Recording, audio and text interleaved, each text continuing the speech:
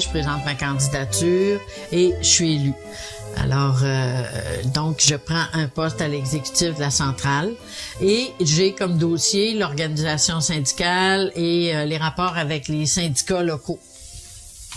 Donc, puis j'ai comme responsabilité le Bas-Saint-Laurent, la Côte-Nord, on partage tout ça, et puis les questions professionnelles.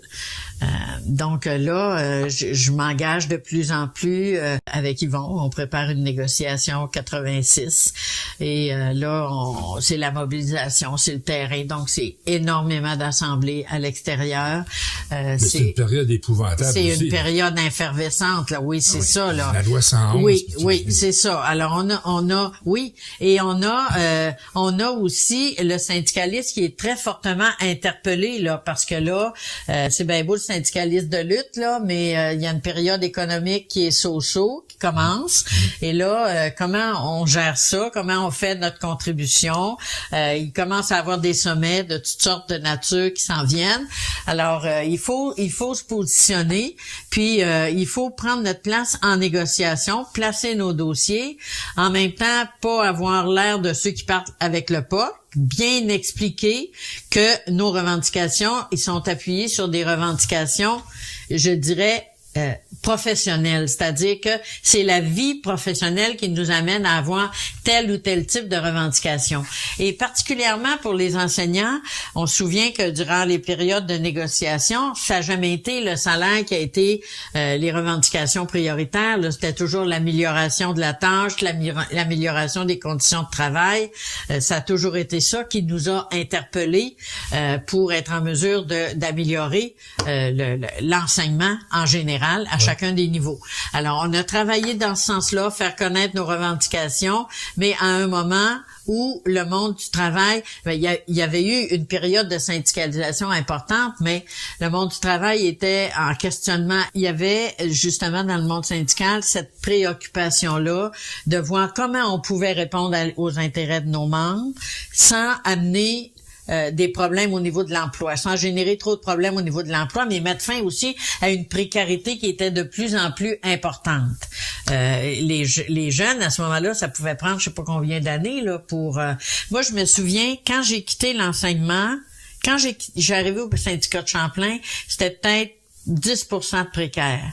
Quand j'ai quitté la centrale, c'était incroyable, là. C'était quasiment 40% de gens qui recevaient le 4% rendu au mois de juin, là, puis qui savaient pas qu'ils seraient rembauchés. Il y avait de la précarité énorme, là. Puis là, il y avait les mécanismes d'affectation sur la base de l'ancienneté qui allaient chercher des critiques énormes sur le fait que on attribuait des tâches d'enseignement à des gens qui avaient pas les qualifications pour ces tâches d'enseignement-là. Un prof de géographie supposément devenait prof de français, puis un prof de maths devenait... Bon, il y en a eu des problèmes de cette nature-là. Je ne les nie pas, puis je les nierai pas non plus, mais en même temps, moi, je pense qu'on a fait ce qu'il fallait et des gens qui avaient des formations étaient capables de se mettre à jour dans différentes matières. Il aurait suffi d'un peu plus de bonne volonté de la part des commissions scolaires pour investir en formation pour que on évite des problèmes de cette nature-là.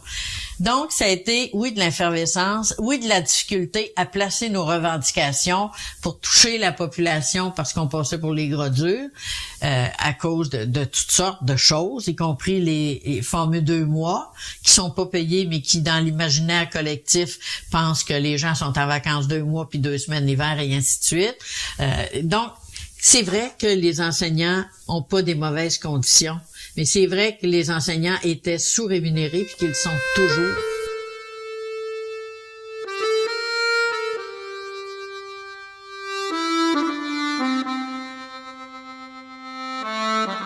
Là, il se passe un phénomène, c'est que la CEQ se transforme de façon importante de par ses liens constitutifs et de par même son nom change, ça devient CSQ. Oui. Et vous, là-dedans, vous succédez à Lorraine Pagé. Ouais. Vous devenez la première présidente de la CSQ. CSQ, ouais. Le changement de nom va s'opérationnaliser au congrès de 2000. Moi, je suis présidente depuis 99 en remplacement de Lorraine. Et on change de nom en l'an 2000. Et à ce moment-là, on a fait en préalable à tout ça une large consultation pour pas que les enseignants se sentent désappropriés de leur centrale, ils étaient le groupe fondateur et très majoritaire. Maintenant, on avait des gens de la santé, des infirmières auxiliaires, on avait des professionnels de la santé, on avait des techniciens et techniciennes. Vous avez commencé à rentrer ces gens-là quand? 86. Déjà? Oui, 86. Ouais. Et là, ça faisait longtemps que ça discutait autour du changement de nom. Il y avait déjà eu des consultations qui divisaient trop, donc on reportait. Et là, il y avait quand même un bon noyau de gens du réseau de la santé qui étaient là. Donc, on s'est dit, on essaie, puis on fait la consultation et on répartit les pouvoirs. C'est-à-dire que les fédération des enseignants, des professionnels, tout ça, on répartit les pouvoirs différemment de façon à ce qu'ils aient une plus grande autonomie à porter leurs dossiers comme fédération, les dossiers professionnels particulièrement, et la centrale a un mandat de coordination des négos nationales et de tout le volet sociopolitique. Donc, on met ça en place. C'est pas sans heurts, bien sûr, mais on sait que tout le monde, on essaie d'avoir le plus de place possible dans notre grosse organisation, mais ça se fait quand même assez correctement. Si bien qu'à un moment donné, même dans l'histoire, après Régent, il y a une femme qui devient présidente de la CSQ, qui est une infirmière. Alors, les choses sont mais ça joue aussi probablement un peu sur la désaffection d'un certain nombre de syndicats. Moi, je dirais pas que ça n'a pas eu aucune influence, là. Moi, je pense que ça a eu une influence. Quand j'ai accédé à la présidence de la centrale, c'est dans des conditions très particulières. Je me suis jamais vue comme une première dans une organisation. Je me trouvais une très bonne deuxième, un bon soutien, une fille loyale, capable de livrer la marchandise dans des situations un peu plus problématiques, travailleuse de terrain auprès des gens, puis qui pouvait permettre à la présidence de l'époque de faire son travail de présidence, puis j'étais capable d'accuser des coups quand les coups venaient, puis bon. Alors, quand la situation, après 15 ans de militance à l'exécutif de la centrale, m'est arrivée, puis qu'il fallait la gérer, je me suis décidée à y aller en me disant, je vais finir le mandat de la présidente actuelle, je vais finir son mandat, puis je verrai après comment les choses vont aller. Alors, j'ai terminé le mandat de Mme Pagé et ensuite j'ai pris en 2000 un nouveau mandat. Et pour moi, j'ai été rendue à l'âge de la retraite. Ça a fini en 2003.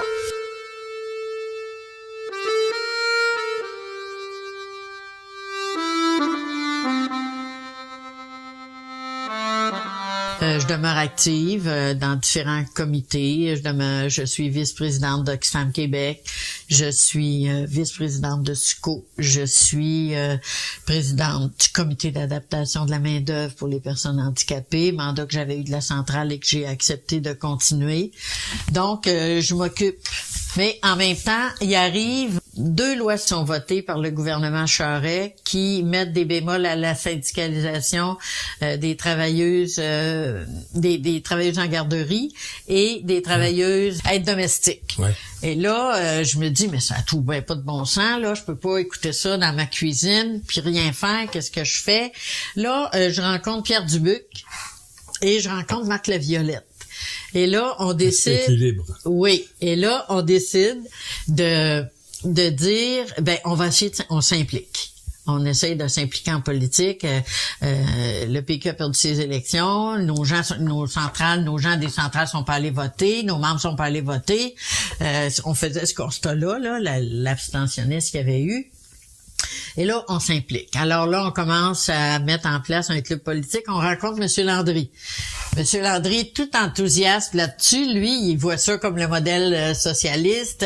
Puis là, il dit, oui, ça serait le fun d'un club politique, puis il pourrait en avoir d'autres, travailler là-dessus. Fait qu'on travaille là-dessus. Puis il m'invite à aller à l'instance. Alors, je m'en vais à l'instance du PQ. Je vais présenter SPQ Libre. Mon Dieu, l'ovation, puis tout est beau. Fait que... Là, M. Landry est en démarche de préparation du congrès de 2005. Et là, là, nous autres, on est tout enthousiastes, fait qu'on dit pourquoi qu'on présenterait pas quelqu'un à l'exécutif national. Fait que là, on commence à se parler, toute la gang. Puis là, fait que là, ils ont dit, tu irais-tu, Monique? Ben oui, je pense bien que j'irais, moi, à l'exécutif. Mais là, on va sur quel poste? Fait que là, on commence à regarder les postes, puis là, on apprend que à la présidence, il y a personne qui se présente, puis que Guy Chevrette est pressenti. Mais alors, on s'essaye. Là, on s'essaye à la présidence. Coudonc.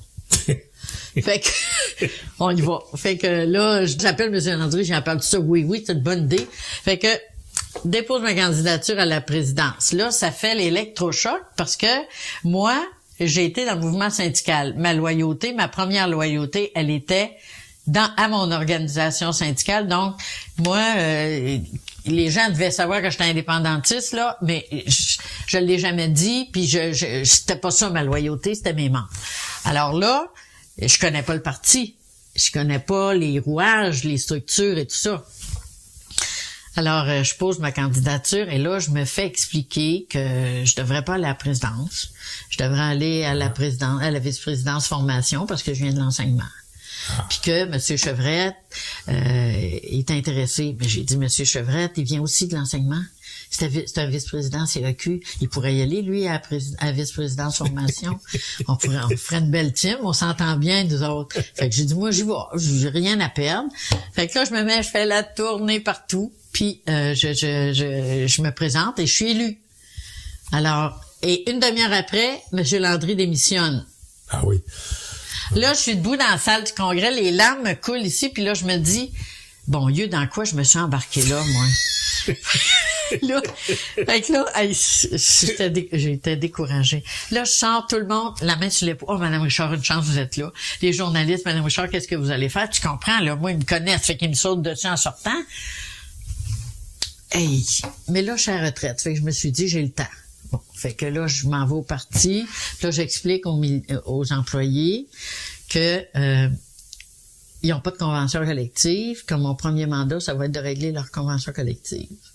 Puis là, j'explique que moi, compte tenu que je suis disponible, que c'est juste l'autre côté du pont, je vais quand même être là assez fréquemment. Et là, je vois un peu le DG de l'époque qui blanchit au fur et à mesure que je parle. Fait que là, il trouve pas ça drôle que je me retrouve là. Fait que, mais les employés sont contents. Fait que là, j'ai vécu cette période-là, là, jusqu'en 2008. Alors là, j'ai passé 5 chefs. M. Landry, un petit bout, mais pas un petit bout parce qu'il a démissionné, mais l'intérim, qui a été Mme Harel. Ensuite, Boisclair. Ensuite, François Gendron, qui a été l'intérim. Ensuite, Mme Marois. Tout ça dans 3 ans. Fait que là, Mme Marois me demande d'être candidate et là, je suis partie pour aller en politique. Mais j'ai continué à m'engager dans différents organismes. C'est sûr qu'à partir du moment où je décide d'être candidate, là, je laisse Oxfam parce que là... faut faire des choix, puis eux autres, ils veulent pas ça non plus, là, au niveau de leur conseil d'administration.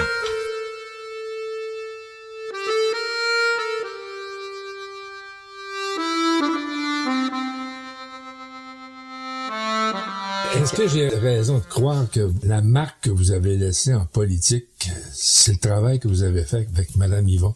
Oui. Ça, c'est un fleuron. Puis je suis pas gênée de le dire. Si j'avais une petite épinglette pour dire j'y ai contribué, je la porterais. Ça a été tellement une opération sans partisanerie, une opération pour les hommes et les femmes du Québec, à qui le débat échappait. Parce qu'on se souvient que quand Mme Yvon a fait la proposition à l'Assemblée nationale pour mettre en place cette commission spéciale, c'était à un moment donné où le débat de l'euthanasie avait fait la manchette et c'était les éditorialistes et les spécialistes de la question qui s'étaient emparés de ce débat-là et qui s'interpellaient par médias, par chroniques, par peu importe. Et la vision de Mme Yvon, quand elle a apporté cette proposition-là, c'était c'est un débat qui appartient à la population. On a tous, chacun et chacune d'entre nous, dans nos familles, des gens qu'on accompagne vers la mort, des gens qu'on accompagne vers la maladie, des gens qui nous quittent dans la souffrance. Et les gens ont des choses à dire là-dessus, par l'expérience vécue ou par l'appréhension d'une fin trop difficile. Et donc, cette proposition-là, elle a été adoptée à l'unanimité et là, il y a eu un appel pour les membres, chez les députés qui étaient intéressés à faire partie de la commission. Alors moi, tout de suite, j'ai donné mon nom. Je me suis dit, ça peut être une contribution merveilleuse. Puis, ça s'est fait tellement sans partisanerie que encore la semaine dernière, j'allais au Parlement pour une réunion, puis je les revois, les filles libérales avec qui j'ai travaillé. On a toujours un plaisir, un bonheur de se revoir parce qu'on est fiers du travail qu'on a accompli.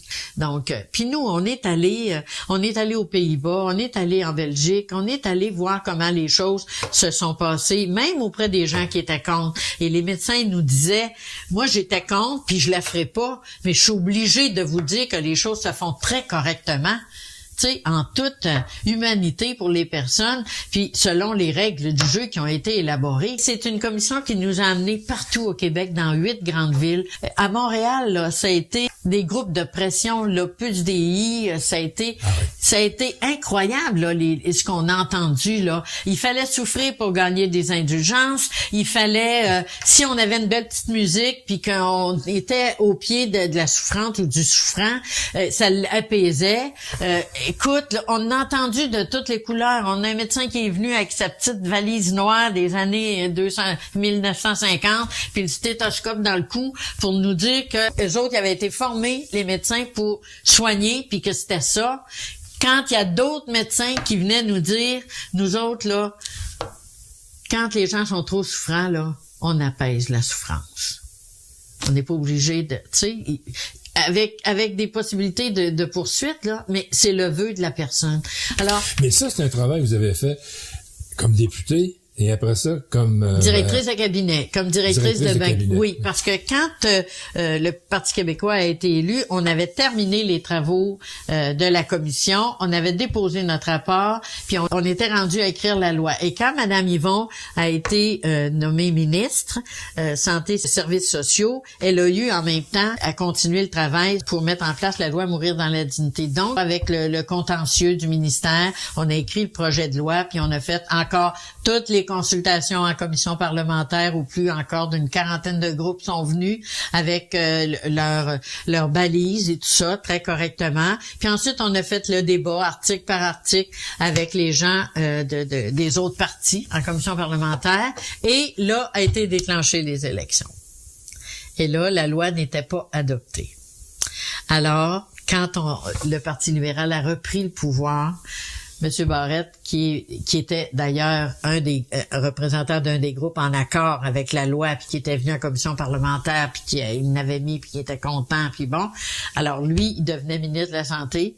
Alors lui, il a fait adopter le projet de loi, mais il l'a fait conjointement avec Mme Yvon. Alors, j'ai pas grand fleur à envoyer à M. Barrette, mais celle-là, je lui envoie.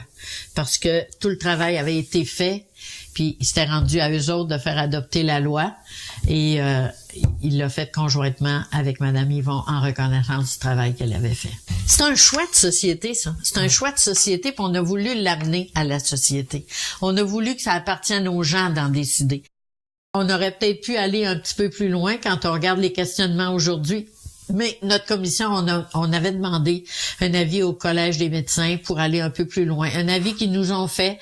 Maintenant, le débat continue. Nous, on voulait asseoir une loi qui fasse le plus large consensus possible. Une première loi. Une première loi. Et au fil du temps, on va l'apprivoiser. On va voir qu'on tue pas personne. C'est un continuum de soins qui amène la personne à dire à son médecin soignant, s'il vous plaît, libérez-moi parce que j'en peux plus. Vous êtes plus capable de m'enlever la souffrance, qu'elle soit psychologique, qu'elle soit physique. Libérez-moi. De toute façon, j'ai plus d'espérance de vie. Et c'est souvent des gens qui, s'ils étaient branchés, se débrancheraient. Ouais. C'est souvent des gens qui, mais là, ils peuvent pas. C'est souvent ça aussi. Ils sont pas dans cette situation-là. Quand c'est fait dans un continuum de soins, puis qu'il n'y a plus moyen de guérir, ça fait partie. à mon avis, du devoir du médecin de dire, je vais mettre fin à tes souffrances. Souvent, les gens qui nous mettaient de l'opposition nous disaient, ouais, mais il y a la sédation palliative continue. Mais qu'est-ce que c'est la sédation palliative continue? C'est que tu mets une personne en situation de coma, tu la nourris pas, tu l'abreuves pas, puis ça peut durer 5, 6, 7, 8, 10 jours. Fait que quand tu lui mets un petit coton sur la bouche, là, ils veulent le manger tellement qu'ils ont soif, puis ça les amène à la mort. Il n'y a pas personne qui est revenu pour nous dire qu'est-ce qu'il endurait. Mais on doit bien être capable de comprendre que quelqu'un qui mange pas puis qui s'abreuve pas, il doit avoir des souffrances à quelque part aussi pour aller à la mort. Pareil, mais sur un nombre de jours un peu plus étiré. On n'est pas tyrannique comme ça, là, je pense, moi. On est des personnes humaines qui doivent prendre soin d'humains, qui font des choix, qui ont appris à faire avec discernement, qui ont appris à faire tout au long de leur vie. Puis ils sont capables d'en décider encore à la fin de leur vie. Puis j'en fais encore des conférences aujourd'hui auprès des groupes d'aînés un peu partout, que ce soit dans nos paroisses, que ce soit avec l'Association des retraités de l'enseignement. Quand j'ai une demande de groupe d'aînés à la coopérative où je travaille, j'y vais. Puis j'explique la loi, puis j'explique comment les choses doivent se passer, puis que j'explique que quand on vient au monde, ce qu'on nous apprend en premier, c'est de pouvoir décider. Mais on est capable de décider jusqu'à la fin de notre vie. Puis on devrait être capable de décider de notre sort quand on est dans la souffrance, puis qu'il n'y a plus moyen de nous guérir, de nous enlever cette souffrance-là. Il n'y en a pas de personnes qui remettent ça en cause quand on explique comment les choses se passent. Je suis très contente du travail qu'on a fait, puis tant mieux si ça peut aller un peu plus loin, puis clarifier les choses avec la loi fédérale qui a aussi été adoptée. Encore, c'est le modèle québécois qui est encore une fois en avant. Absolument. Puis dans chacune des provinces qui avaient l'obligation de livrer, Madame Yvon est allée faire des conférences, des présentations, et ce qui s'est fait au Canada, c'est presque un copier-coller de ce qui s'est fait, de ce qui s'est écrit au Québec, parce qu'ils n'ont pas fait la consultation. C'est un groupe d'experts qui a écrit ça. Mais et puis la même chose dans les provinces pour répondre à l'obligation que la loi leur donnait. Est-ce qu'il y a des principes religieux qui vous forcent à mettre des freins quelque part avec cette pensée-là? Non. Moi, j'ai aucun principe religieux qui freine. Puis je pense que jusqu'à date, ça se passe bien pour ceux qui le pratiquent. Puis ceux qui étaient contre, ils n'ont pas d'argument. Ils n'ont pas d'argument pour faire reculer. Il n'y en a pas du tout. Ça se passe c'est tellement. Moral, religieux. Écoute, ben oui. Mais c'est sûr que, écoute, là, moi, les aides d'urgence, là. J'en aurai probablement moins que les autres, mais ça me dérange pas beaucoup.